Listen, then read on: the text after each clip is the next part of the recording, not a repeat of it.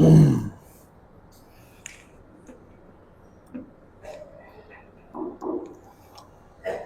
عليكم ورحمة الله وبركاته.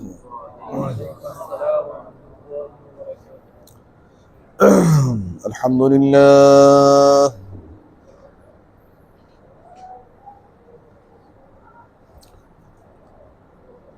لله نحمده ونستعينه ونستغفره ونعوذ بالله من شرور أنفسنا ومن سيئات أعمالنا. من يهده الله فلا مضل له ومن يضلل فلا هادي له. ونشهد أن لا إله إلا الله وحده لا شريك له.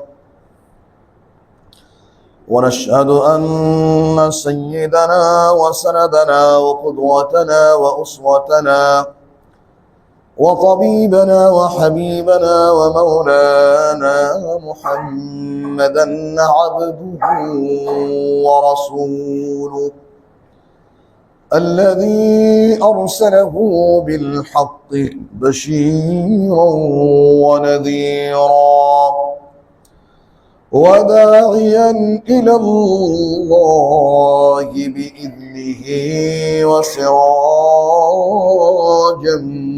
منيرا.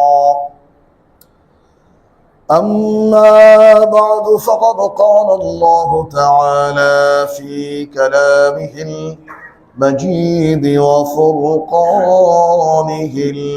الحميد. أعوذ بالله من الشيطان الرجيم. بسم الله الرحمن الرحيم. يا قوم ادخلوا الأرض المقدسة التي كتب الله لكم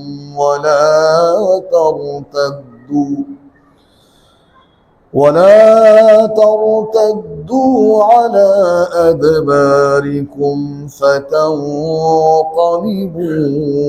خاسرين.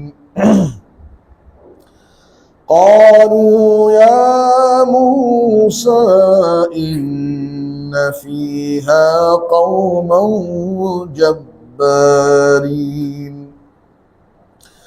وإنا لن ندخلها حتى يخرجوا منها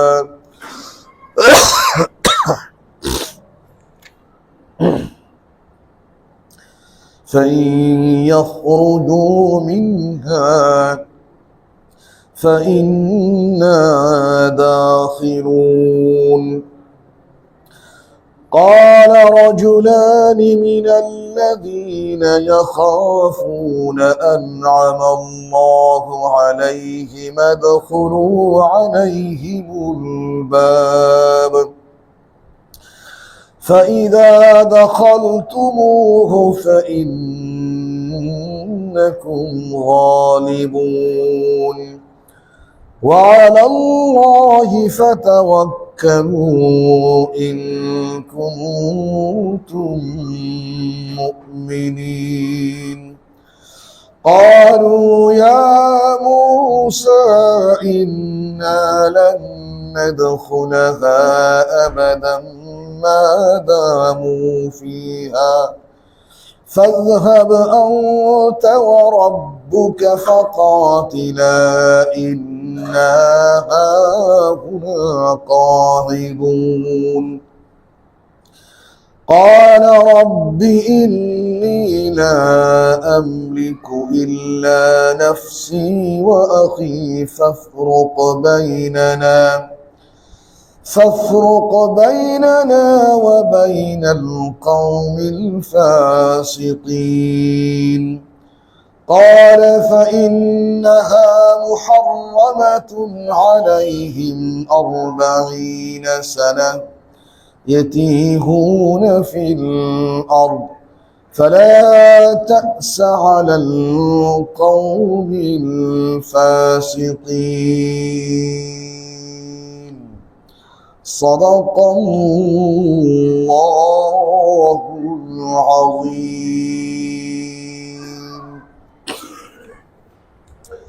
وصدق رسوله النبي الكريم ونحن على ذلك من الشاهدين والشاكرين আলহামদুলিল্লাহ। সবাই বলি আলহামদুলিল্লাহ। আল্লাহ পাকের অসংখ্য শুকর, যিনি আমাদেরকে পবিত্র ঈশার নামাজ যথারীতি জামাতের সাথে আদায়ের পর সরাসরি এবং ধারাবাহিক কোরআন কারীমের আলোচনা তাফসীরুল কোরআন মাহফিলে আসার এবং বসার তৌফিক এনায়েত করেছেন। এজন্য আমরা সবাই আরেকবার শুকরিয়া আদায় করছি, আলহামদুলিল্লাহ। সম্মানিত ভাইরা, আপনাদের সামনে ষষ্ঠ পারা সূরাতুল মায়েদাহ এর 21 থেকে 26 মোট 5খানি আয়াত কারিমা তেলাওয়াত করা হয়েছে। তা আসুন আমরা প্রথমে এর অর্থগুলো একটু জেনে নেই।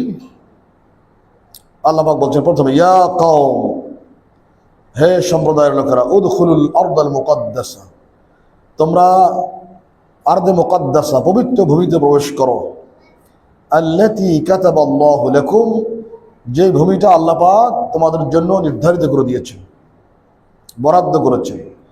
ওয়ালা তারতাদ্দু আলা আদবারিকুম ফাতানকালিবু খাসিরিন, কোনো কিছু থেকে ভয় ভীত হয়ে তোমরা পশ্চাৎ অপসারণ করো না, পিছন দিকে চলে এসো না, তাহলে ক্ষতিগ্রস্ত হয়ে যাবে। পরের আয়াত, ক্বালু, এই কথা শুনে তারা বলল, মূসা আলাইহিস সালামের উম্মতরা, হে মূসা, ইয়া মূসা, হে মূসা, ইন্না ফিহা কওমান জাব্বারিন, যেই জায়গায় আপনি যাইতে বলতেছেন এই জমিনে মারাত্মক কিছু লোক আছে, তারা অত্যন্ত যুদ্ধে পারদর্শী। সুতরাং ওয়া ইন্না লান নাদখুলাহা, আমরা কশ্চিন কালও ওই জমিনে প্রবেশ করব না। কতক্ষণ? হাত্তা ইয়াখরুজু মিনহা, যতক্ষণ ওই লোকেরা ওই এলাকায় থাকে ততক্ষণ আমরা ওখানে প্রবেশ করতে পারবো না। ফাইন ইয়াখরুজু মিনহা, তারা যদি সেখান থেকে বের হয়ে যায়, ফাইন্না দাখিলুন, তাহলে আমরা প্রবেশ করব। পরের আয়াত, ক্বালা রাজুলান মিনাল্লাযীনা ইয়াখাফুন, যে সমস্ত লোকেরা ভয় করেছিল ওই লোকদেরকে, তাদের মধ্য থেকে 2 জন ব্যক্তি, আনআমাল্লাহু আলাইহিমা, আল্লাহ পাক তাদেরকে ইহসান করেছিলেন, অনুগ্রহিত করেছিলেন। এজন্য তারা বলছিলেন যে উদখুলু আলাইহিমুল বাব, আরে চলো না, প্রবেশ করো, চলো। ফাইদা দাখালতুমুহু, যখন তোমরা সেই ভূমিতে প্রবেশ করবে দেখবে ফাইন্নাকুম গালিবুন, তোমরা বিজয়ী হবে। ওয়া আলাল্লাহি ফাতাওয়াক্কালু ইন কুনতুম মুমিনিন, যদি সত্যিকার তোমরা মুমিন হয়ে থাকো তাহলে একমাত্র আল্লাহর উপরই ভরসা করা উচিত। পরের আয়াত, এই কথা শুনে তারা বলল, ক্বালু, তারা বলল, ইয়া মূসা, হে মূসা, ইন্না লান নাদখুলাহা আবাদাম মা দামু ফিহা, মূসা আপনি যাই বলেন না কেন, আপনি আল্লাহর নবী, বেশি কিছু বলা যায় না, তো আপনি যাই বলেন না কেন, যতক্ষণ পর্যন্ত ওই লোকেরা ওই ভূমিতে এলাকায় থাকবে আমরা কিছুতেই ওই ভূমিতে প্রবেশ করবো না, তাদের সঙ্গে যুদ্ধে আমরা যাব না। যদি যুদ্ধ করাই লাগে তাহলে ফাযহাব আনতা ওয়া রাব্বুকা ফাকাতিলা, তাহলে আপনি এবং আপনার রব যায় ওদের সঙ্গে যুদ্ধ করেন। ইন্না হাহুনা কাঈদুন, আমরা এখানে বসে থাকবো আর জিকির আজকার দোয়া দরুদ করব, আমরা যুদ্ধে যাইতে পারবো না। পরের আয়াত, ক্বালা রাব্বি ইন্নী লা আমলিকু ইল্লা নাফসি ওয়া আখি, আল্লাহ, এই সমস্ত লোক তো আবার কোনো কথা মানতেছে না, শুনতেছে না, ওরা কোনো ঢুকবেই না, যুদ্ধ তো পরে। তো আল্লাহ, আমি আমার এবং আমার ভাই ছাড়া তো কারো দায়িত্ব নিতে পারি না। আল্লাহ, ফাফরুখ বাইনানা ওয়া বাইনাল কওমিল ফাসিকিন, এই সমস্ত অবাধ্য জাতি এবং আমাদের মাঝে সুস্পষ্ট ফয়সালা আল্লাহ তুমিই করে দাও। শেষ আয়াত, আল্লাহ পাক বললেন তখন, ক্বালা ফাইন্নাহা মুহাররামাতুন আলাইহিম 40 সানা, আল্লাহ পাক বললেন, আরে তারা প্রবেশ করলেই তো তারা জয়যুক্ত হইতো, কিন্তু কি দেখে তারা ভয় পেয়ে গেল, ঢুকবে না, আমার নির্দেশ, নবীর নির্দেশ। তো ঠিক আছে, ফাইন্নাহা মুহাররামাতুন আলাইহিম 40 সানা, ঠিক আছে মুসা, অসুবিধা নাই, এখন থেকে 40 বছর পর্যন্ত তারা আর এই শহরে প্রবেশ করতে পারবে না। ইয়াতিহুনা ফিল আরদ, আমি তাদের এখান থেকে পথ ভুলাই দিচ্ছি। এখন বাইতুল মুকাদ্দাস বহুত দূর, যাবে না আর। আমি আল্লাহ পাক পথ ভুলাই দিচ্ছি। এই তিহ পাহাড় যে আছে, তিহ, এই পাহাড়ের মধ্যে তারা 40 বছর বাস পথ আর অবস্থা করে খুঁজবে রাস্তা কোনটা, রাস্তা কোনটা। 40 বছর তারা খুব ঘুরছে ঘুরুক। ফালা তা'সা আলাল কওমিল ফাসিকিন, হে মুসা, এই অবাধ্য জাতির জন্য তুমি কখনো আফসোস করবে না। ভাই, এ হচ্ছে অনুবাদ। এবার আমরা অল্প কিছু কথা বলি এখানে, আমার ঠান্ডা লাগছে, একটু কথা বলতে একটু কষ্ট হচ্ছে। যাই হোক, বুঝতে পেরেছেন? দেখেন, সরাসরি আল্লাহর নির্দেশ। আল্লাহ বললেন, পবিত্র ভূমিতে প্রবেশ করো। এই পবিত্র ভূমি মানে বাইতুল মুকাদ্দাস, প্যালেস্টাইন, এখন যে ফিলিস্তিন, এটা আল্লাহর ভাষায় পবিত্র ভূমি। এই পবিত্র ভূমির কি অবস্থা এখন দেখেন। আহা, আচ্ছা, এই ভূমি, এই মসজিদ আবাদ করতেন ইয়াকুব আলাইহিস সালাম। এখানে নামাজ পড়তেন, পড়াইতেন, মোতাওয়াল্লি ছিলেন, দেখভাল করতেন। ইয়াকুব আলাইহিস সালাম হচ্ছেন, ওনার আর একটা নাম আছে, কি নাম? হ্যাঁ, বনি। কেন ইসরাইল? আর বনি মানে তার সন্তান। ওনার নাম হলো ইসরাইল। ওনার থেকে কিন্তু বনি ইসরাইল, তার বাচ্চা কাচ্চা বংশধরকে বনি ইসরাইল বলা হয়। হাজার হাজার নবী তার বংশে আসছে, বনি ইসরাইল। আবাদ করতেন, ওনার 2 ওয়াইফ ছিল। কার কার ভাই? ইয়াকুব আলাইহিস সালামের 2 ওয়াইফ, সংসার 2টা। বড় ওয়াইফ ছিলেন, তার 10 সন্তান। তার প্রথমটার নাম হলো ইয়াহুদা। অনেক মুফাসসির মনে করেন ইয়াহুদা থেকে ইহুদি হয়েছে। আর পরের যে আরেকজন ওয়াইফ বিয়ে করলেন, এদের 2 সন্তান, একটা হলো বিনিয়ামিন আর একটা ইউসুফ। মোট কয় ভাই হলো? 12 ভাই। 12 ভাই, তারা মা 2টা, বাপ হলো ইয়াকুব আলাইহিস সালাম। কাহিনী তো আপনাদের ওই কাহিনীতে একটু যাওয়া লাগে। ইউসুফ আলাইহিস সালাম পৃথিবীর সবচেয়ে সুন্দর মানুষ তিনি ছিলেন। তার মতো সুন্দর লোক আগেও কেউ আসে নাই, এবং কিয়ামত পর্যন্ত আর কেউ আসবে না। রাসূলের ভাষায় উনি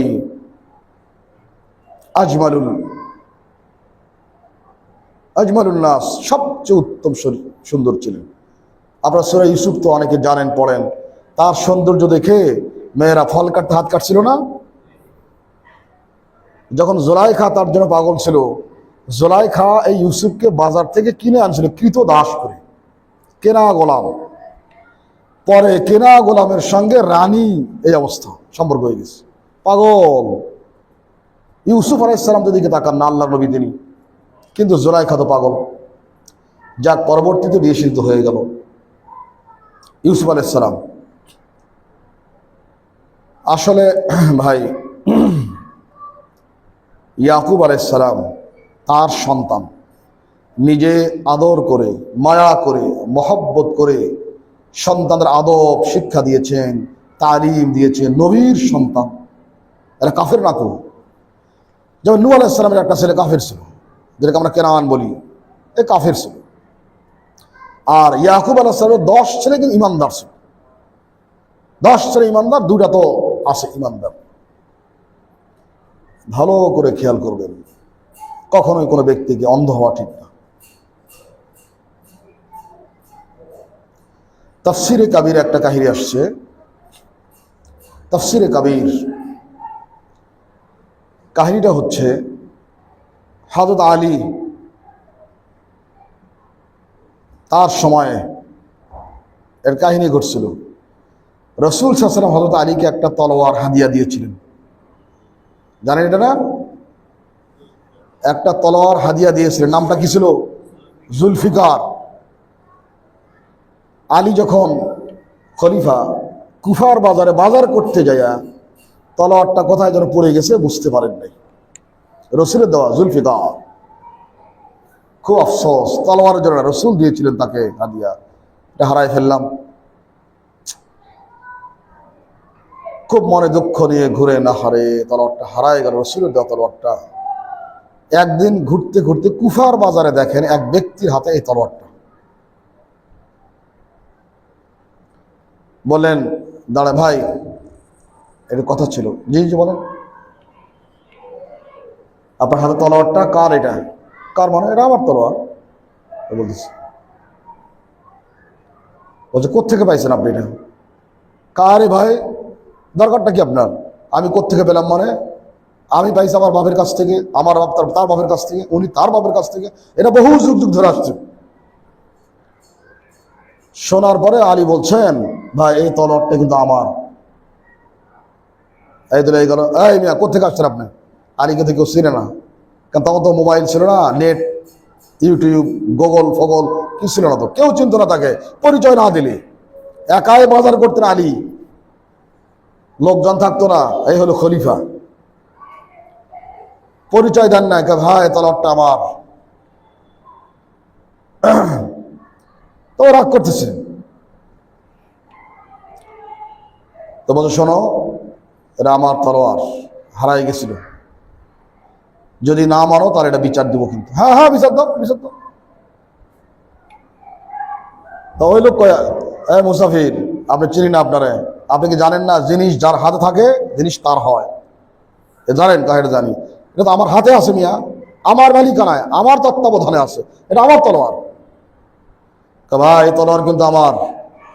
বিচার দিলেন তদানীন্তন কুফার যে বিচারক ছিলেন কাজী শুরাইহ, এই নামটা মনে রাখবেন, কাজী শুরাইহ। স্যার এসছেন, কি নামটা ভাই কোন তো?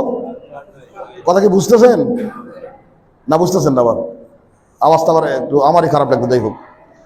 কাজী শুরাইহ নাম মনে রাখবেন, বিশিষ্ট তাবি। বিচার দিয়েছেন, যেই ব্যক্তি তলোয়ারটা পাইছিল এবার ইহুদি ছিল, আর আলী তো খলিফা। বিচার যখন গেছে তখন বলছে, ভাই আপনাদের বলিলে ভাই, ওই বিচারক কই দিয়েছে কি এই তলোয়ারটিকে আপনার? জি। কেমনে? তো বলো, স্যার দেখেন আমার হাতে আছে, আমার দখলে আছে, আমি আমার বাপের কাছ থেকে পাইছি, উনি আমার দাদার কাছ থেকে, তিনি তার দাদার কাছ থেকে বাপের কাছ থেকে পাইছেন, সুতরাং বংশানুক্রমিকভাবে এই তলোয়ারটা আমার কাছে আসতেছে, সুতরাং এটা আমার কাছে আছে, এটা আমার। ঠিক আছে।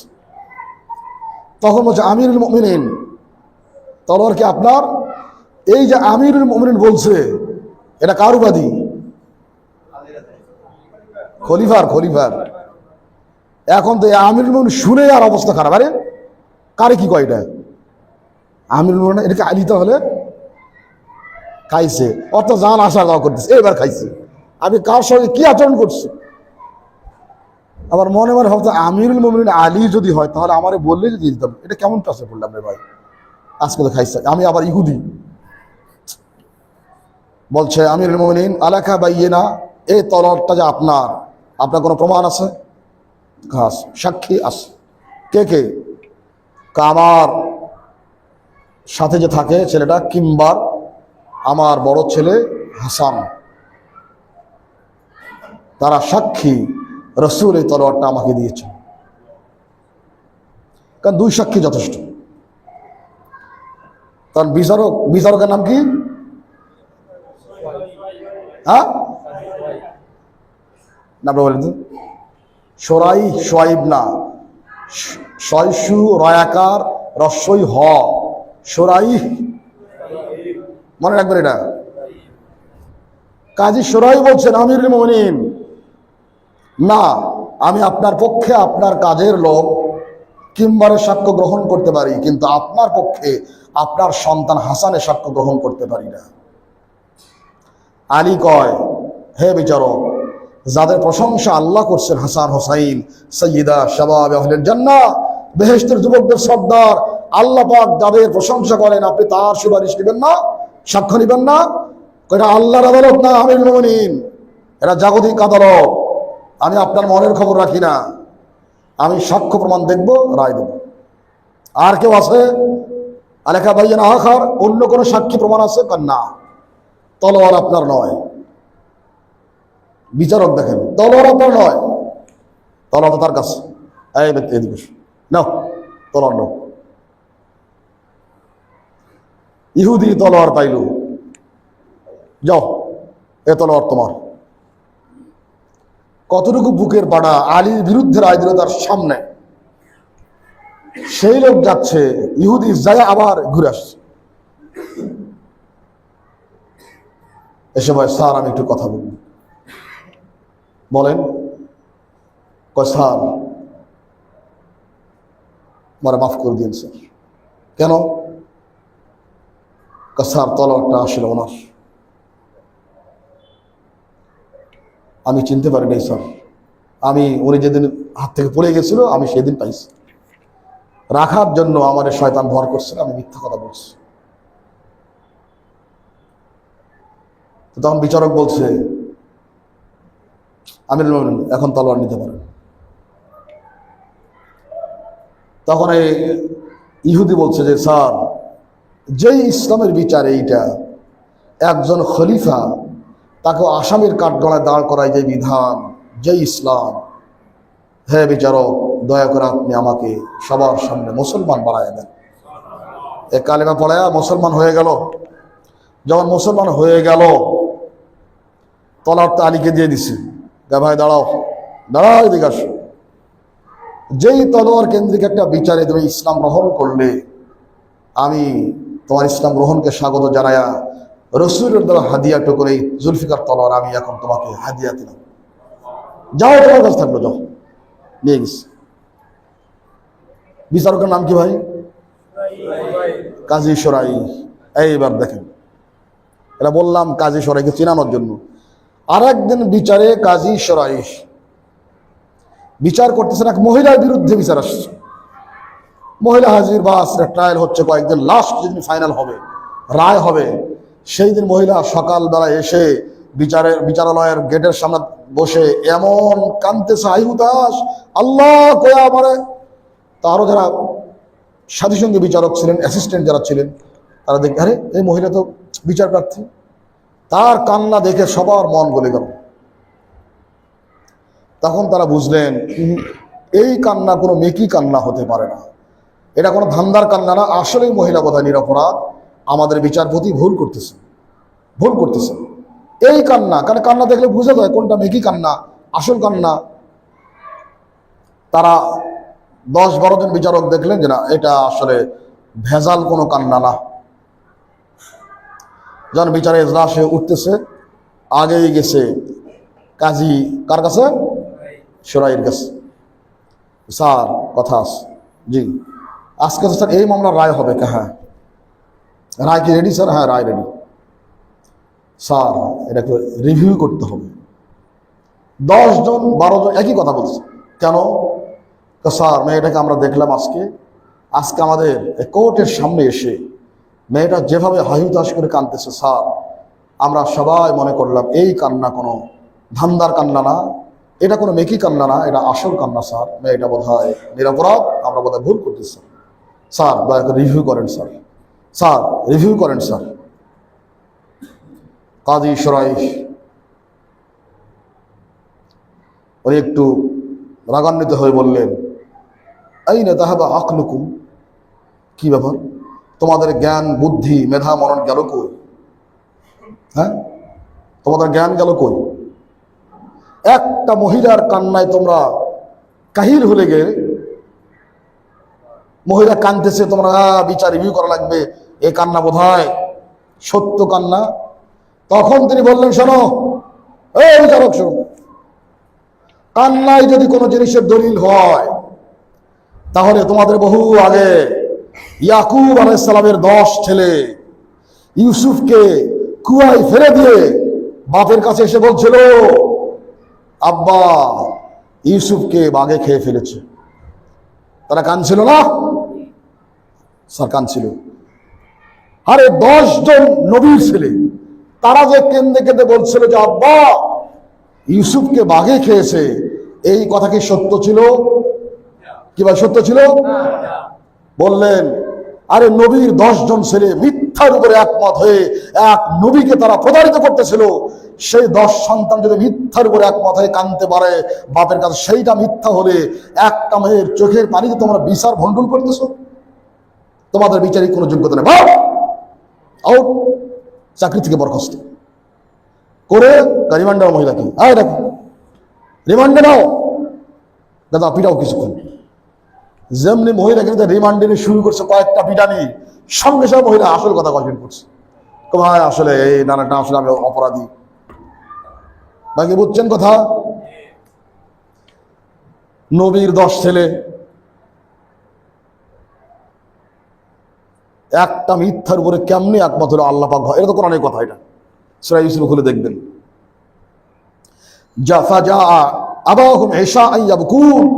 ঈশার পরে রাত্রে 10 ভাই এসে কেঁদে কেঁদে বলছে আব্বা আপনি আমাদের কথা হয়তো বিশ্বাস করবেন না, ইউসুফকে বাঘে খাইছে। আসলে বাঘে খাইছিল, ফেলে দিছে। মিথ্যার উপরে নবীর 10 সন্তান একমত হয়ে গেছিল। কাজেই ভাই 10 জন করে 10 যা বলে আল্লাহ তাই বলে, নয় শয়তানি কথা।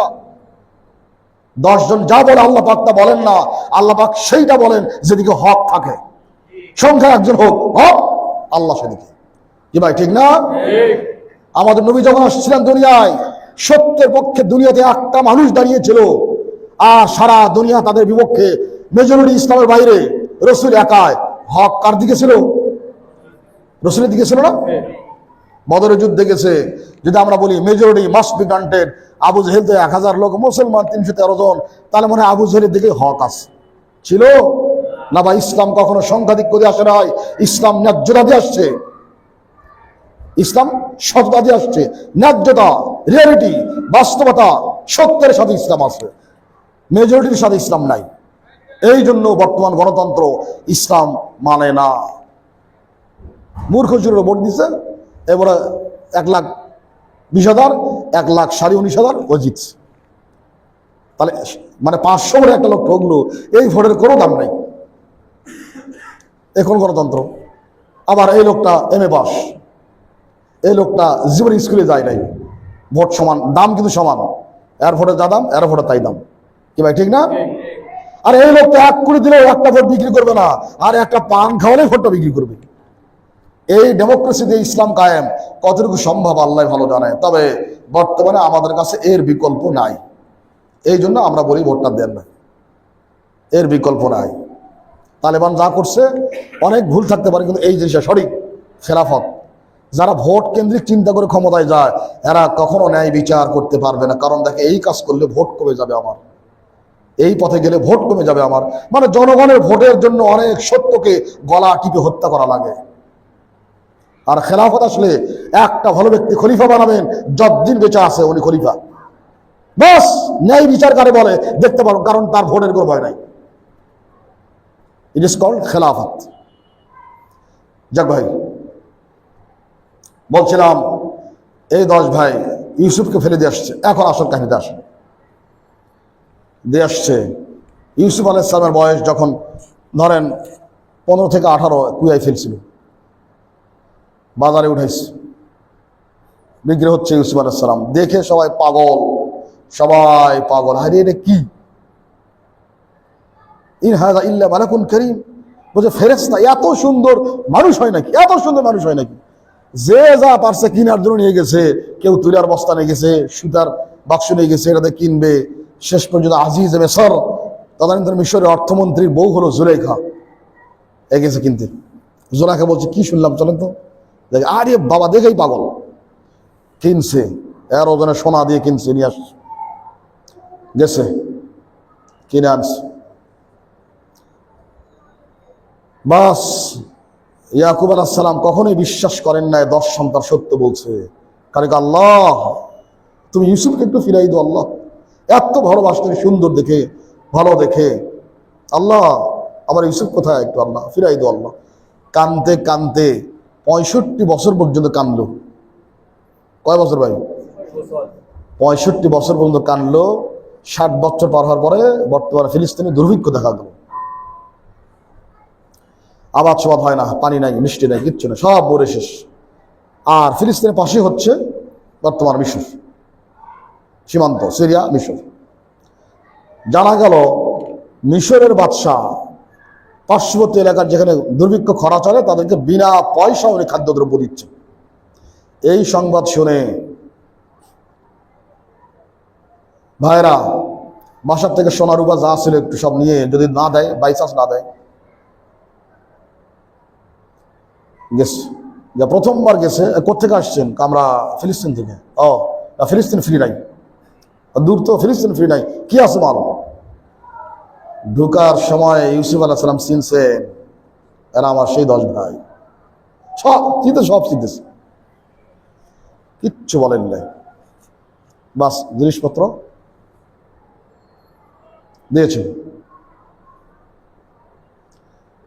যখন যায় তখন তার যারা মাফছে এদেরকে বলা হয়, শোনো, ওদের মালপত্র যা নিয়ে আসছে, সোনা দানার টুকরা মাকড়া যা আছে সবগুলো ওদের বস্তার মধ্যে ঢুকাই দিবা, ওরা যেন না বুঝে। স্যার ঠিক আছে, মানে কিচ্ছু না নিয়ে ওরা ঢুকে দিয়ে মাল দিছে পুরা করে। বলছে ভাই আপনারা কোত্থেকে আসছেন? কয় ফিলিস্তিন থেকে। আপনার এতগুলো লোক কে কে গেলে? আমরা সবাই ভাই। কেমন ভাই? আপন ভাই। এরা তো আর চিনতেছে না, কারণ 12-13 বছরের ছেলে ফেলছে, আজকে তার বয়স প্রায় 65-70। কারা এত সুন্দর বাদশাহ, মাশাআল্লাহ, এত সুন্দর মানুষ। ইউসুফ সব চিনছে, অহমলাহু মুনকিরুন, আল্লাহ বলছেন ইউসুফ চিনছে, ওরা কিন্তু কেউ চিনতেছে না। দিছে 10 ভাই আপনারা, আর ভাই নাই? আছে একটা চোর ছিল, এটা ধরছিল, মানে ইউসুফকে বোঝাচ্ছে আর কি। ওই বহুত আগে নাই, আর একটা ছোট ভাই আছে, আমরা 2, আমাদের মা আর একটা ছোট ভাই। ওর নাম কি? ওর নাম বেনিয়ামিন। তারা আর নাই কেন? শোনেন, আমি আমার কাছে যারা আসবে তাদের নামেই বরাদ্দ করি। সে আসে নাই, সে কিন্তু পাইল না। তা কাজ করবেন, আগামীবার যখন আসবেন ওই ভাইটাকে নিয়ে আসবেন, ঠিক আছে? তাহলে আমি তাকেও পরিপূর্ণ দিব, আপনাদেরও বেশি করে দিব। ঠিক আছে। বাসায় গেছে, বাসায় গেছে, যায় সব মাল ঢালতেছে, দেখে যেই বদনামি ছিল একটা রূপার, মনে করেন পড়ে গেল, আরে বদনা। তারপর যা একটু ছিল সোনা রূপা যা ছিল সব ঢালতেছে, সব বেরোচ্ছে। আরে এটা কি কথা? খুশি হয়ে বাপকে ইয়াকুব আলাইহিস সালাম বলছে আব্বা। তখন সে অন্ধ হয়ে গেছে ইয়াকুব আলাইহিস সালাম, ছেলের জন্য কানতে কানতে প্রায় অন্ধ। আব্বা দেখেন আমরা যা নিয়েছিলাম সব ফেরত দিছে, আবার বেশি বেশি মাল দিছে। তো ইয়াকুব আলাইহিস সালাম বলছেন মাশাআল্লাহ, ন্যায় বিচারক বাদশা। আব্বা আবার যাইতে বলছে, তবে একটা শর্ত দিচ্ছে। কি শর্ত? এবার বিনিয়ামিনকে না নিয়ে গেলে আর মাল দিবে না কইস, সে গেলে আরো বেশি করে দিবে। আব্বা এটা আমাদের সঙ্গে দিবেন। তো আব্বা কইতেছে বাবারে, তোমাদের বিশ্বাস করে ইউসুফকে দিছিলাম, আর ফেরত আনো নাই, এখন কোন বিশ্বাসে বিনিয়ামিনকে দিব? আব্বা না হলে না খেয়ে মরবো, আব্বা বিশ্বাস করেন। বিশ্বাস আমার চাইছে উনি, বহুত কিছু কয়া এবার বিনিয়ামিনকে নিয়ে গেছে। ইউসুফ আলাইহিস সালাম দেখে আহা, চোখের কোনো পানি আসতেছে। আমার আপন ছোট ভাই ডাকস, এই শোনো, জিজ্ঞেস করতেছে কি নাম? গল্প করতেছে, বুঝতে দিচ্ছে না। আচ্ছা এনে বসো। এখানে বসাইছে, আর 10 ভাই কয় কিরে এ সোর্ডারে বসাইলো, আমাদের ডাকলো না, কিচ্ছু বুঝতেছে না। এইবার সব মালপত্র দিয়ে, কাহিনী তো আপনারা মোটামুটি জানার কথা, সরাসরি কোরআনের কথা। এটা বিনিয়ামিন নামে বস্তা, সবার নামে নামে বস্তা বাঁধছে। বিনিয়ামিনের নামে যে বস্তাটা, এই বস্তা বাঁধার আগে ইউসুফ আলাইহিস সালাম যেই গ্লাসে মগে পানি খাইতেন, একটা স্বর্ণের মগ ঢুকাই দিছে বিনিয়ামিনের বস্তার মধ্যে। যাও, যেমনি রওনা করছে, বের হয়ে গেছে, শুরু হয়ে গেল, হ্যাঁ বাদশার পানি পানপত্র নাই, চুরি হয়ে গেছে, চুরি হয়ে গেছে। যা ধরছে পুলিশ ধরছে, দাও দাও, এবার তো চুরি করছে না কিছু। আস্তাগফিরুল্লাহ, ভাই আমরা নবীর সন্তান, চুরি করবো আমরা? সব সার্চ করা হলো। আগে সার্চ করছে কোনটা, বড় ভাইয়ের থেকে শুরু করছে, 1, 2, 10 পর্যন্ত করে 11 নম্বর আইছে। এবার 11 নম্বর খুলে দেখে এখানে ইউসুফ আলাইহিস সালামের সেই পানপত্র।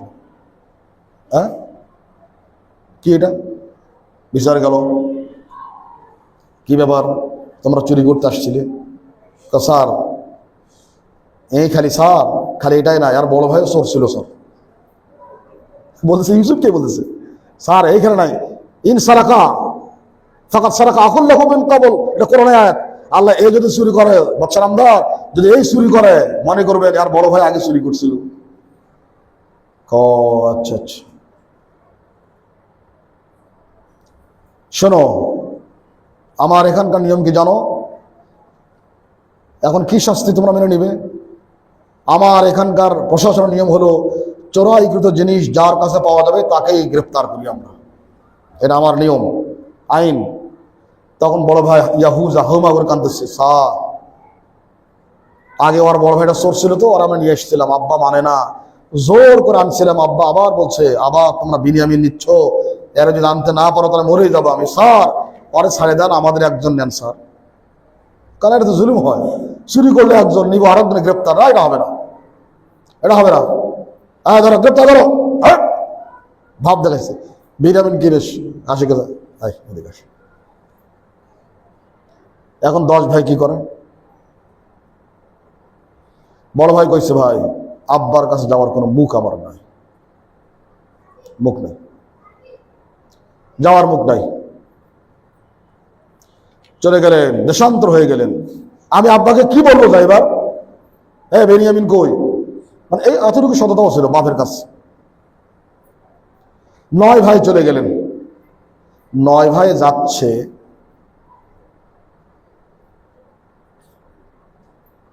বাপের কাছে কইছে, হাওয়া করে কাঁদতেছে।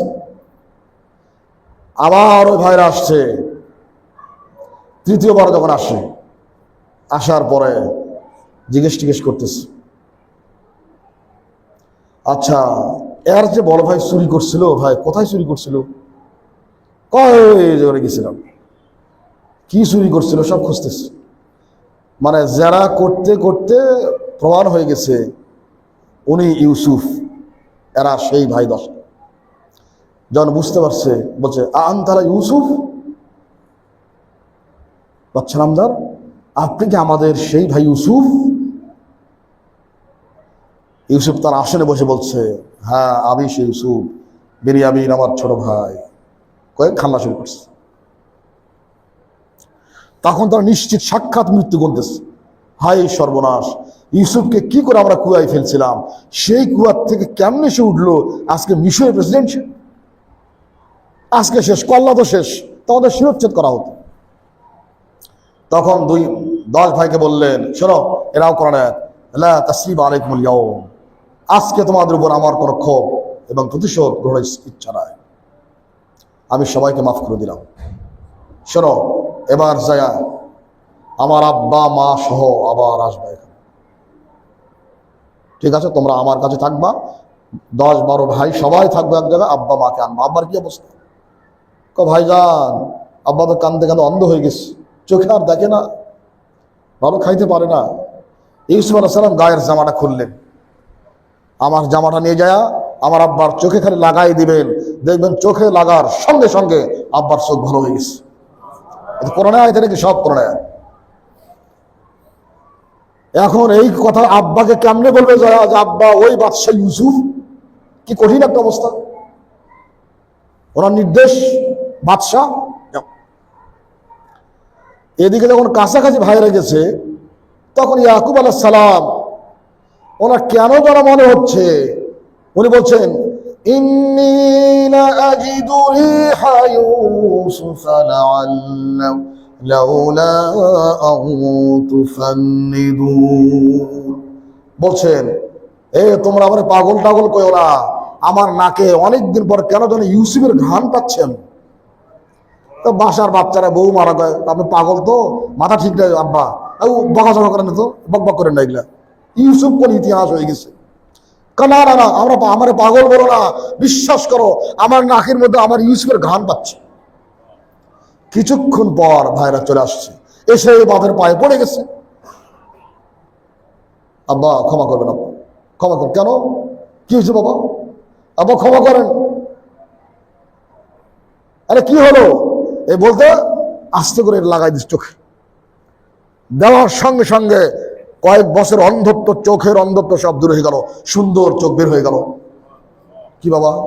আব্বা এই জামা আপনার ছেলে, আমাদের ভাই ইউসুফের জামা। আব্বা আমরা জালিম, আমরা জালিম, আমরা মিথ্যা বলছিলাম আব্বা, ইউসুফকে বাঘে খাই না, আমরা কুয়ায় ফেলছিলাম। আমরা মনে করছিলাম কুয়াটা ইউসুফকে শেষ করবে, কিন্তু আমরা ভাবি না এই কুয়াটা হচ্ছে মিশরের রাজ সিংহাসনের একটা সিং।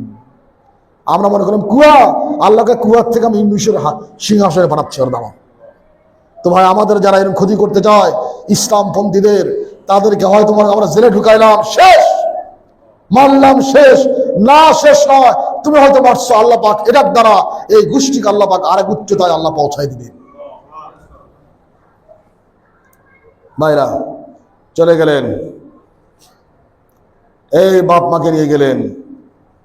তখন বাপ মা ঢুকতেছে, তখন বলছে আব্বা আমি ছোটবেলায় একটা স্বপ্নের কথা বলছিলাম আপনাকে, ইন্নী রাআইতু আহাদা আশারা কাওকাবান ওয়াশ শামসা ওয়াল কমর রাআইতুহুম লি সাজিদিন। আব্বা বলছিলাম না একবার স্বপ্ন, যে আব্বা আমি স্বপ্নে দেখলাম 11টা নক্ষত্র, চাঁদ এবং সূর্য আমাকে মাথা নত করে প্রণাম করতেছি। ছোট্টবেলার স্বপ্ন দেখছিল। বাপে ব্যাখ্যা না করে কইছিল, বাবা লা তাকসুস ইয়াকা আলা ইখওয়াতিক, ইউসুফ খবরদার তোমার ভাইদেরকে স্বপ্ন করে না, স্বপ্ন করে না, মারাত্মক স্বপ্ন এটা। এখন যখন আসছে 11 ভাই সবাই নিচে মাথা নত করে আছে, আর বাপ মা এইদিকে আছে, আব্বা এই সেই স্বপ্ন আল্লাহ পাক আমাকে দেখাইছিল, 11 নক্ষত্র নবীর 11 সন্তান আজকে মাথা নত করে আমার সামনে আছে, আর আপনি হলেন চাঁদ আর আমার মা হলো সূর্য। এই স্বপ্ন আল্লাহ পাক আমাকে দেখাইছে। তো ভাই এখানে থাকলেন বহুদিন, এখানে অনেকদিন, কয়েকশো বছর থাকলেন। এই যে ফিলিস্তিন থেকে চলে গেলেন, ইয়াকুব আলাইহিস সালাম মসজিদ যারা একটু দেখতো, করতে করতে শেষ। মসজিদ আবার ইহুদি খ্রিস্টান দখল করে ফেললো, বাইতুল মুকাদ্দাস। মূসা আলাইহিস সালাম প্রায় 1000 বছর পরে মূসা আলাইহিস সালাম নবী হলেন। হয়ে আল্লাহ গায়, মূসা তোমাদের জন্য আসল ভূমি হলো বাইতুল মুকাদ্দাস ফিলিস্তিন, যাও। এ যাইতে কই দিস, এবার আইস। এখন কি কয়, ইয়া কওম, মূসা কইতেছে হে আমার জাতি শোনো, উদখুলুল আরদাল মুকাদ্দাস, তোমরা এখন চলো পবিত্র ভূমিতে প্রবেশ করতে হবে, চলো। আল্লাতী কাতাবাল্লাহু লাকুম, যে ভূমিটা আল্লাহ পাক তোমাদের জন্য বরাদ্দ করেছেন, চলো। ওয়ালা তারতাদ্দু আলা আদবারিকুম ফাতানকালিবু খাসিরিন, কেউ তোমরা পিছনে ফিরে আসবা না, যুদ্ধ লাগলে যুদ্ধই করব। তখন তারা মানে বলল, হে আল্লাহ নবী এদের অবস্থা জানা নাই, এরা কেমন মানুষ, যুদ্ধ কেমন জানে কিনা কিছু জানা নাই। তখন তার সাথে 12টা সম্প্রদায় ছিল, 12 সম্প্রদায়ের 12 জন চৌকস লোককে বাছাই করে একটা গুপ্তচর টিম করলেন, যাও দেখে যাও। রাতের আধারে আসলেন তারা, দেখেন এক একটা করে লোক, এটা তাফসীরের কাহিনী, ইতিহাসের কাহিনী। কোন কোন লোক 3000 হাত লম্বা, তাফসীর ইবনে কাসিরে দেখলাম। এরা এই সমস্ত দেখে, আরে এদের সঙ্গে আমরা যুদ্ধ করব। ঘুরতে ঘুরতে যখন দেখে এরকম লোক, আরে আর আমাদের ধরে খাইয়ে ফেলে নাকি। আবার একটা বাগানে ঢুকছে 12 জন, বাগানে ঢুকে চুপ করে আছে। বাগানের মালিক ঢুকছে, বাগানে ঢুকে দেখে কিছু লোকজন চুরি করে কিছু ফল নিচ্ছে। তখন এই বাগানের মালিক যায় ওদের ধরে এক একটা মানুষের মাথা ধরে আস্তির মধ্যে ঢুকাচ্ছে। এখানে এই মাথা ধরে ঢুকায়, এখানে ঢুকাই এক একটা 8-10 জন করে নিয়ে এরকম করে যাচ্ছে। এই দৃশ্য থেকে ওদের চোখ পারি নাই, সর্বনাশ, এদের সঙ্গে যুদ্ধ। তারপরে দেখছে, তোমরা কারা? ভাই আমরা মুসাফির, চুরি টারি করে নাই। কি এখানে কি? ভাই আসছিলাম, রাস্তা হারাই ফেলছি, মনে করছি কোথায় যাই, একটু রেস্ট করতেছিলাম। আচ্ছা, এরা বলছে আমাদের বসালো, আমাদের 12 জনের সামনে 12টা আঙ্গুর বসা দিচ্ছে। কয়টা? 12 জনের জন্য 12টা আঙ্গুর। তারা বলছে আমরা 12 জন দাঁড়াইছি, এক একটা আঙ্গুর আমাদের মাথা সরুছে। এটা কি আঙ্গুর এক একটা? খাও। তারা কামড়ে কামড়ে কতটুক খাবে? অর্ধেক তো খাইতে পারতেছে না। কিরে খাইতে পারো না? তখন ওই লোকটা এক একটা করে মুখে দুইটা খাচ্ছে। আর এদের সঙ্গে যুদ্ধ করব, গেছে মুসার কাছে, কি খবর? আল্লাহ নবী, আপনি যতই ওয়াজ করেন এদের সঙ্গে যুদ্ধ আমরা যাইতে হবে। আল্লাহ আসলে ভয় দেখাইছে, পরীক্ষা, ইমানের পরীক্ষা নিচ্ছে। আসলে একটা ফানুস ছিল। কিন্তু তখন যখন বল না আল্লাহ নির্দেশ যুদ্ধ করা লাগবে, সেই ভূমি আমাদের জন্য হবে বাইতুল মুকাদ্দাস, পবিত্র ভূমি। আল্লাহ পাক বলছেন বারবার তোমরা যুদ্ধ করো, দখল করো। লাস্টে তারা বলল, আল্লাহ নবী শোনেন, এটা আমাদের বলে লাভ নাই, আমরা যাব না। যদি একান্ত যুদ্ধ করা লাগে ফাদহাব আনতা ওয়া রাব্বুকা ফাকাতিলা ইন্না হাহুনা কাঈদুন, যে যুদ্ধ করাই লাগে, আমরা যা দেখলাম আমাদের দ্বারা সম্ভব না, আপনি আর আপনার আল্লাহ যায় যুদ্ধ করেন, আর আমরা এখানে বয়ে বয়ে দোয়া করব, জিজ্ঞাসকার। এখন কিছু লোক আছে না, দেশ জাতি নিয়ে, ইসলাম নিয়ে তাদের কোনো চিন্তা নাই, আমরা বয়ে বয়ে জিজ্ঞাসকার দোয়া দূরতে ব্যস্ত। তো ভাই গেলেন না, আমরা দোয়া করতেছি। ভাই তোর দোয়া এমন হইলে তো দোয়া করে রিজিক না আল্লাহর কাছে ব্যবসা করিস কেন, বাণিজ্য করিস কেন? তোর দোয়া এতই মূল্যবান। এই গ্রুপ কাপড়ে যুদ্ধ করেন, আপনি যান আর আপনার আল্লাহ যান, ফেরেশতা যাক, জিবরাইল যাক, আমরা এই যুদ্ধ করতে পারবো না। আমরা বরং জিজ্ঞাসকার করি, দোয়া দরুদ করি। তোমার এই দোয়া জিকিরের কোনো দরকার নাই ভাই। বাকি বুঝছেন কথাটা? আচ্ছা, এই হলো অবস্থা। এই আয়াতগুলো যখন নাজিল হলো তখন তাফসিরে বেশ কিছু কাহিনী আসছে। এই যে কথা, যখন বদরের যুদ্ধ হচ্ছিল, রসুল গিয়েছিলেন, বের হয়েছিলেন, মাত্র আবু সুফিয়ান নেতৃত্বে 30 জন লোক ছিল, যারা মদিনা আক্রমণ করার জন্য আগেই গেছিল সিরিয়া, শাম, অস্ত্র কেনার জন্য। আধুনিক অস্ত্র কিনে যাবে মক্কায়, সুসজ্জিত হয়ে আসবে, মদিনা ধ্বংস করে ফেলবে। আল্লাহ পাক রসুলকে জানায় দেন, হে রসুল, আবু সুফিয়ান অস্ত্র কিনে আসতেছে, ধরো, সব সিজ করো। রসুল তখন বললেন, এইরকম নামাজ পড়ে বাইরা দাঁড়াও। আল্লাহ পাক আমাকে জানালেন, আবু সুফিয়ান আসতেছে অস্ত্র কিনে আমাদেরকে শেষ করার জন্য। আমরা তাদেরকে ধরবো, মারবো না, যুদ্ধ নয়, তাদের অস্ত্রগুলো সহ আমরা কেড়ে নিয়ে শেষ করে নিয়ে চলে আসবো, এবং তাদের কাছে গনিমত যা পাওয়া যাবে, যে যেটা পাবে সে সেটা নিবে। কারা কারা রাজি? রসুল নির্দেশ করেন নাই। কারা কারা রাজি?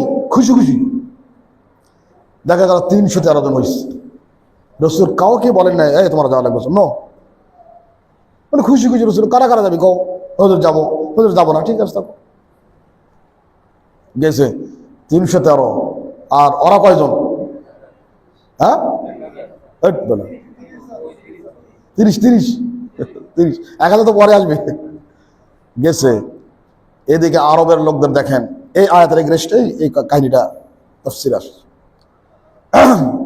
30 জন, আমরা 313, ওরা 30। বেড়া থাপ্পড় দেওয়া লাগবে না, থুতু ফেললেই শেষ। 30 জন।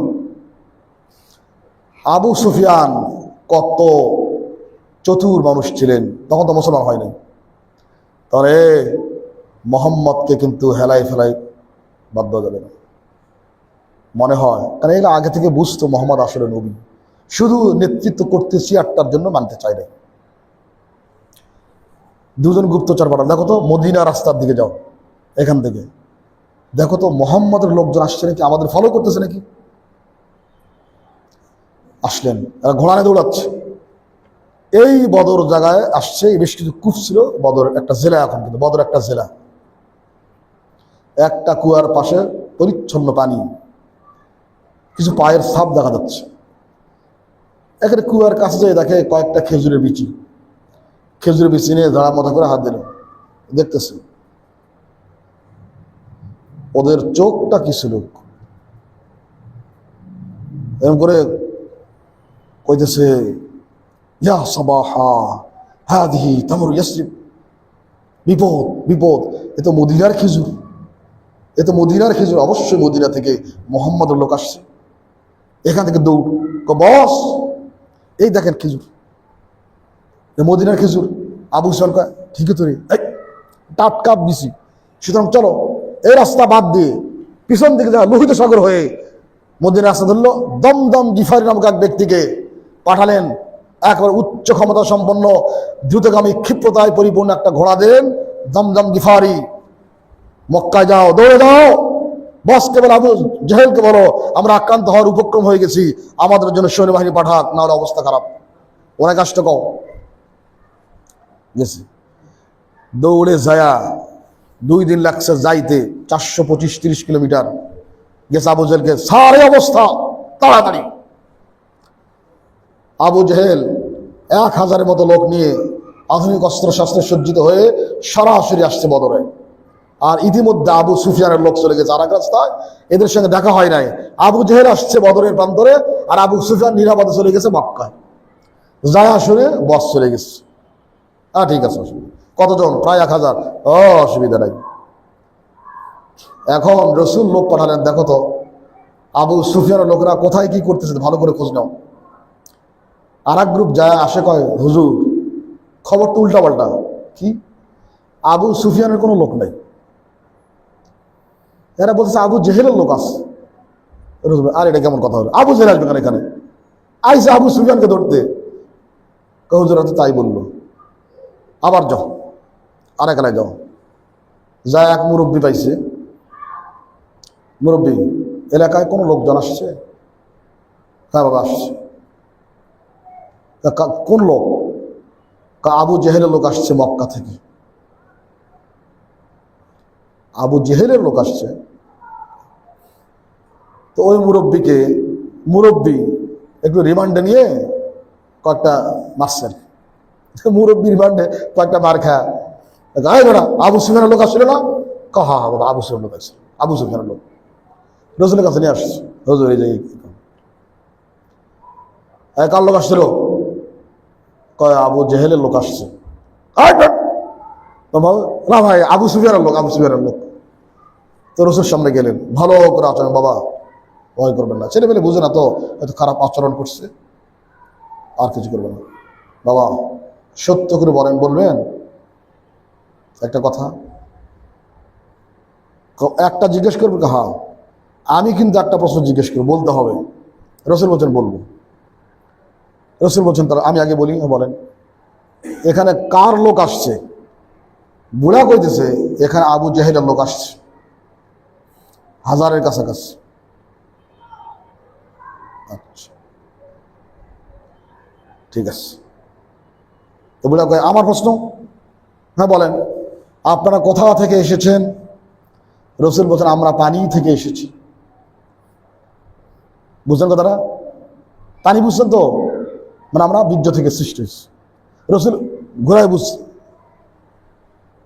আরে কোথেকে আসছেন? বললাম তো পানির থেকে আসছে। ভাই এটা তো হলো না, কারণ আপনাদের একটা প্রশ্ন কইছেন, উত্তর তো দিচ্ছেন। এই গেল রসুল যায়, সাহাবাগাম 313 জন, মাত্র 2টা অশ্বারোহী ছিল, 2টা ঘোড়া ছিল, 5টা উট ছিল, আর সব এই লাঠি ঘোড়া নিয়ে আসছে, অস্ত্র না। এখন যুদ্ধ সামনে। রসুল বলছেন বাবারা শোনো, এখানে তো আবু জেহেলের লোক আসছে, আবু সুফিয়ানের লোক তো না। ওরা তো 1000-এর মতো। যুদ্ধ তো করা লাগবে, আল্লাহ বলছেন যুদ্ধ করো। এইদিকে মুহাজির এরা প্রায় 86 জন, আর বাকি সব হলো আনসার। আনসার হলো মদিনার লোক, স্থানীয় লোকেরা। এরা মুহাজির, বাড়ি নাই, ঘর নাই, বউ নাই, বাচ্চা নাই, ব্যবসা নাই, বাণিজ্য নাই, যা করে খায়, ঢাল নাই, তলোয়ার নাই, নিধিরাম সর্দার। রসুল যখন যুদ্ধের কথা বলেন, মুহাজিরা লাভ দেয়, জি হুজুর আমরা জান দিব, যুদ্ধ করব। সংখ্যাই তো কম, কিন্তু আনসাররা একটু আস্তে আস্তে কয়, জি হুজুর দেখেন কি করা যায়। আরে এরা যদি না আসে এতে যুদ্ধ তো হবে না, আর সংখ্যায় বেশি, যুবক বেশি। যখন রসুল বারবার বলছেন এই যুদ্ধ যদি করে না করি ফিরে যায়, আল্লাহ তো নারাজ হবেন, আল্লাহ নির্দেশ করতেছে যুদ্ধ তো করা লাগবে। এদিকে খালি এদিকে তাকান, এদিকে তাকান। এই দৃশ্য দেখছে রসুল এক সাহাবী, নাম হলো মিকদাদ। কি নাম ভাই? মিকদাদ ইবনে আসওয়াদ আল কিন্দি। যুবক সাহাবী দাঁড়িয়ে গেলেন, হে আল্লাহ রসুল, আপনি কথা বললে বারবার আমাদের দিকে তাকাচ্ছেন, মনে হয় আপনি চাচ্ছেন আনসারীরা কিছু বলুক, যে মিকদাদ কিছু বলুক, আমি এটা চাই যে তোমরা কিছু বলো।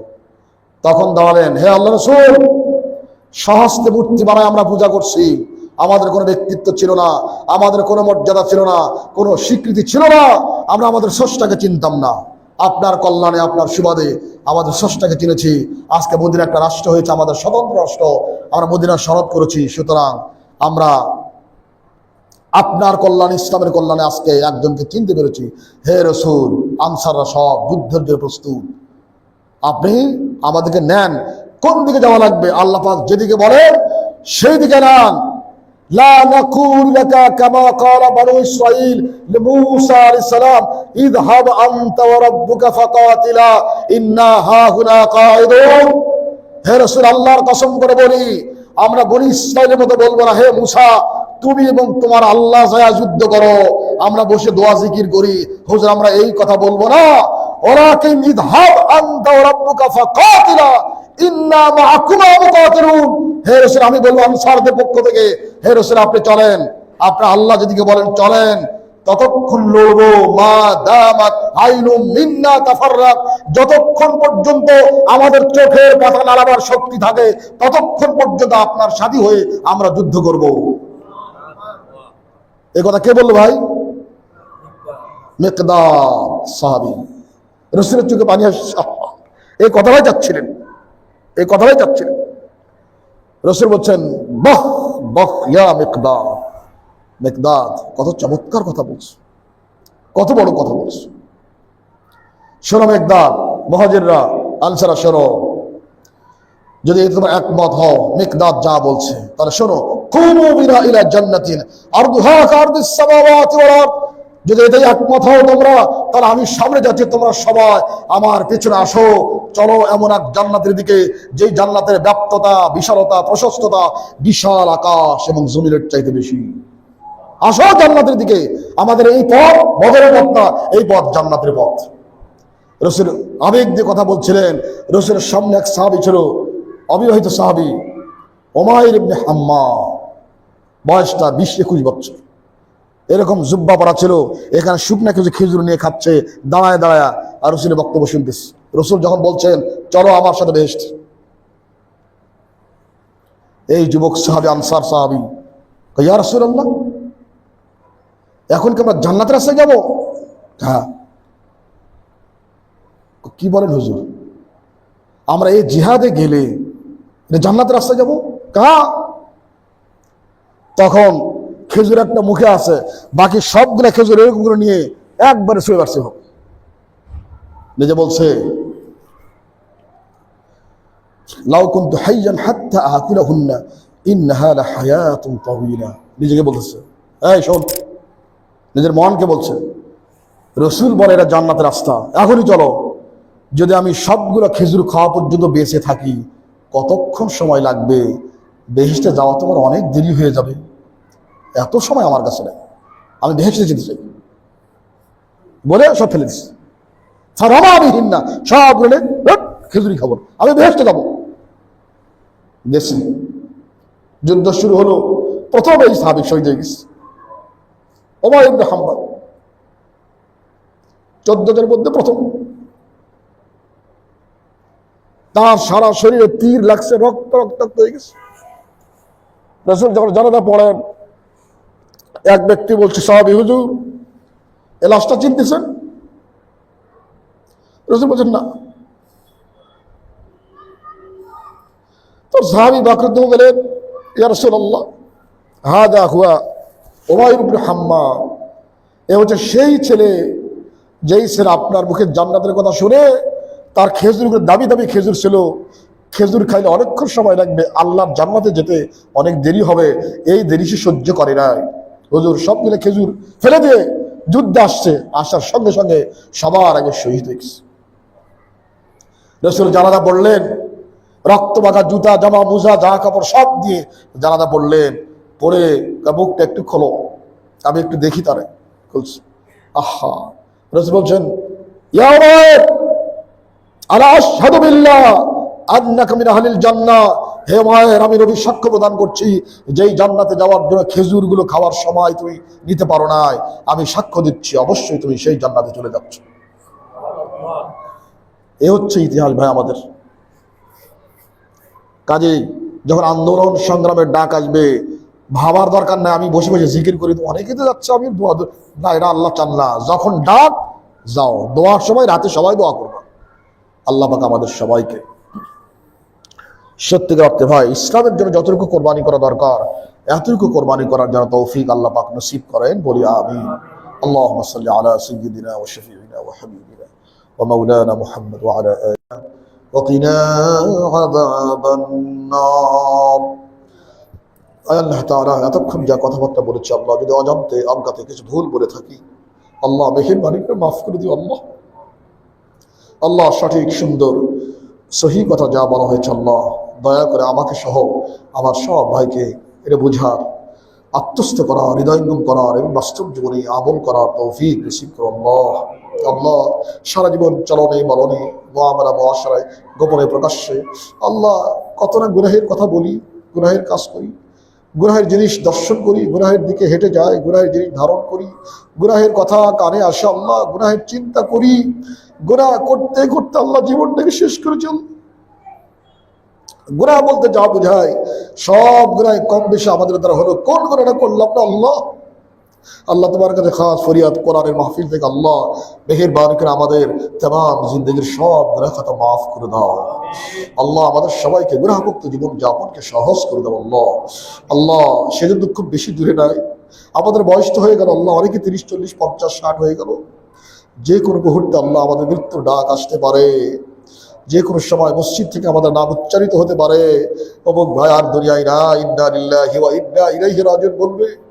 আল্লাহ জানি না সেই সংবাদটা শোনার পর যারা আমাকে চিনতো তারা আমার ব্যাপারে কি মন্তব্য করবে। সেদিনটাই হবে আমার জীবনের চরম একটা দিন আল্লাহ। বেশিরভাগ ইমানদার ব্যক্তি যদি ভালো বলে তাহলে তুমি তো বলছো মাফ করে দিবে, আর বেশিরভাগ ইমানদার ব্যক্তি খারাপ বললে আর তা তো নিস্তার নাই আল্লাহ। আল্লাহ এমন চরিত্র, এমন জীবন আমাদের নসিব করো যারা আমাদের মৃত্যু সংবাদ শোনার সঙ্গে সঙ্গে ইমানদার ব্যক্তিরা মনে কষ্ট পায়, আমাদের জন্য দোয়া করে আল্লাহ। সে জীবনটা আমাদের জন্য সহজ করে দাও মাহবুব। আমাদের সব গুনাহ খাতা মাফ করে দাও, আমাদের কোরআন এবং সুন্নাহ নির্দিষ্ট পথে চলাকে সহজ করে দাও আল্লাহ। আল্লাহ আমাদের অনেকের আব্বা, অনেকের মা দুনিয়া ছিল অন্ধকার গহীন কবরে গেছে আল্লাহ। আমাদের পাশ থেকে অনেকের আব্বা চলে গেলেন, অনেকের মা চলে গেলেন। কতটা কষ্ট করি, কতটা কষ্ট, নির্যাতন, খাওয়া না খাওয়া, সাংসারিক ঝামেলা, মনের দুঃখ কষ্টগুলো আল্লাহ চেপে ধরে আমাদেরকে মানুষ করে গেলেন আল্লাহ। সে আব্বা আমাদের দুনিয়ায় নাই, জানি না অন্ধকার গহীন কবরে, একাকিত্বের ঘর, সব বিচ্ছুর ঘর, পোকা মাকড়ের ঘর, নিঃসঙ্গতার ঘর, অন্ধকার ঘর আল্লাহ। জানি না কি অবস্থা আমাদের আব্বা আম্মা আছেন আল্লাহ। আল্লাহ তোমার কাছে ফরিয়াদ, আব্বা মা যাদের চলে গেলেন আল্লাহ তাদের সবার কবরগুলো দয়া করে মেহেরবানি করে জান্নাতের সর্বোচ্চ মাকাম বানায় দাও আল্লাহ। আল্লাহ যারা বেঁচে আছেন হায়াতে তৈয়বা নসিব করো আল্লাহ। যারা হাত তুললাম আল্লাহ, আল্লাহ আমাদের মনে অনেক হিংসা, অনেক বিদ্বেষ, পরশ্রী কাতরতা, গীবত, চগুলখুরি করার অভ্যাস আল্লাহ। আমাদের হৃদয়টা, হার্টটা, কলমটা আল্লাহ কলঙ্কিত হয়ে গেছে আল্লাহ, কালিমাযুক্ত হয়ে গিয়েছে আল্লাহ। দয়া করে আমাদের হৃদয়কে, আমাদের হার্টকে, আমাদের কলবকে আল্লাহ হিংসা, বিদ্বেষ, জিঘাংসা, দেশ ক্লেশ আল্লাহ, গীবত, চগুলখুরি, পরনিন্দা, পরচর্চা থেকে আল্লাহ আমাদের সবার মুখ জবানকে হেফাজত করো আল্লাহ। আল্লাহ হেফাজত করো আল্লাহ, হেফাজত করো আল্লাহ। আল্লাহ আল্লাহ মৃত্যুকে স্মরণ রেখে আমরা যেন জবানকে হেফাজত করতে পারি, কারো গীবত চগলখড়ি না করি। বিশেষ করে আল্লাহ যারা কোরআনের ধারক বাহক আল্লাহ, আলেম ওলামাকে যেন আমরা ইজ্জত করতে পারি, সম্মান করতে পারি। আলেম ওলামাদের আমরা কোনো ক্লাস বিভাজন না করি, আলেম মানে সম্মান আল্লাহ। মেহেরবানি করে সবাইকে কোরআনের কাছে, আলেম ওলামার কাছে আসার তৌফিক দাও আল্লাহ। আল্লাহ আমাদের ছোটখাটো গুনাহ খাতাগুলো মাফ করে দাও, আমাদের সন্তানদেরকে রহম করম করো। অনেক ভাইরা ছোটখাটো ব্যবসা বাণিজ্য করেন আল্লাহ, অনেক ভাইয়ের কষ্ট করে জীবনটাকে টেনে নিয়ে যাচ্ছেন আল্লাহ। তাদের জীবনকে আল্লাহ সহজ করে দাও আল্লাহ, তাদের কামাই রোজগার বরকত দাও আল্লাহ। আল্লাহ আমরা যারা আছি আল্লাহ আমাদের সবাইকে শারীরিক মানসিক সুস্থতা নসিব করো আল্লাহ। সুস্থতার চাইতে বড় নিয়ামত নাই, আমাদের সবাইকে আল্লাহ সুস্থতার নিয়ামত দ্বারা ধন্য করো আল্লাহ। আমাদের মনের সকল চাহিদাগুলিকে আল্লাহ দয়া করে পূরণ করে দাও আল্লাহ। আল্লাহ তুই আমাদের সবাইকে রহম করো, যারা অসুস্থ আছেন শিফায়ে আজিলা নসিব করো আল্লাহ। ربنا تقبل منا إنك أنت السميع العليم وتب علينا إنك أنت التواب الرحيم.